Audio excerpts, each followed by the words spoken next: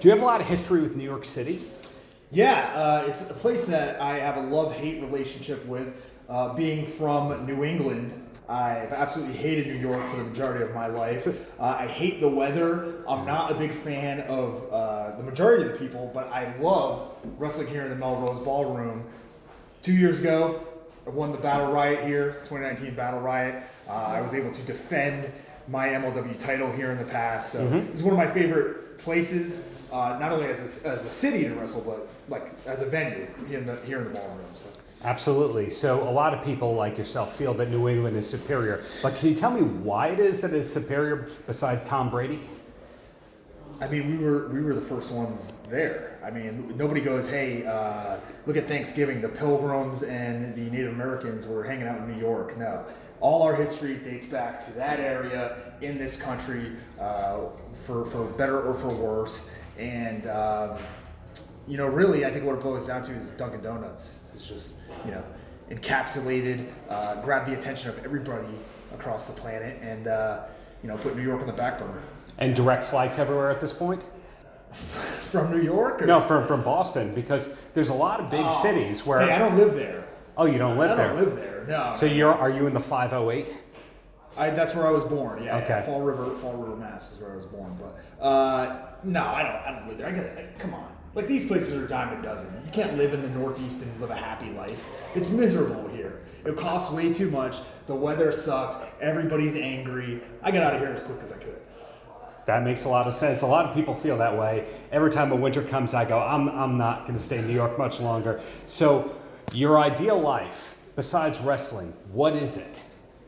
I mean, honestly, I've been living it pretty much the past 10, 15 years, ever since I started getting involved with MMA. I picked a lifestyle that suits me very well because I can go to the gym for like 3 or 4 hours a day. I get to go home and I get to rest, and now I get to continue doing that here as I'm wrestling. So there's really not a whole lot that I would change. Maybe I would wrestle more often, wrestle every night, but right.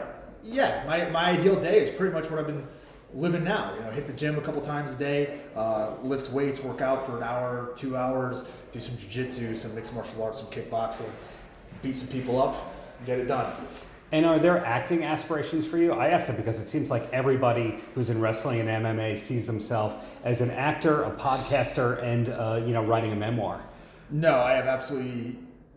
I mean, I wouldn't say no, never, but it's not like I have huge acting aspirations. It's not something I was ever really interested in. I do my acting through physicality in the ring, and that's what I enjoy doing. And then big night tonight with MLW in the Opera Cup. Any predictions as to who's going to come away with the cup? Yeah. This is like a tournament that I wouldn't say I'm upset, but I wish I was in. If you take a look at the list of competitors, MJF, Hammerstone, Holiday, Thatcher, Davey Boy Smith, Pillman, Low Key, TJP, a number of phenomenally talented, skilled competitors. Unfortunately, my name's not in there, but I'm gonna pick. I'm gonna go with Timothy Thatcher. I'm gonna take the dark horse. I thought Davey Boy Smith would pull it out, but I did my research. And I think in the finals it'll be those two rematching again. And I think Davey Boy Smith came out on top the first time, but I think Thatcher's got him scouted, and he'll take it this time. The MMA people have it looks like. Well, in this tournament, yeah. I mean, take a look at the members of this Opera Cup. The last one was won by Stu Hart. A professional wrestler. And I think a professional wrestler is going to win tonight. And then I can't imagine that you're a big New Year's resolution kind of guy because you're living your best life right now. But what does 2020 look like for you? I'm not changing anything. There's no resolution that I need to make. I'm ending 2019 just how I want 2020 to begin. And that's with me doing what I want to do. That's with me doing the things that are going to get me to the top and not listening to what other people have to say, not depending on others to do the work for me. I'm going to get the job done in 2020. So in closing... Vote filthy. We will vote filthy. So in closing, Filthy Tom Lawlor, any last words for the kids? Stay away from drugs.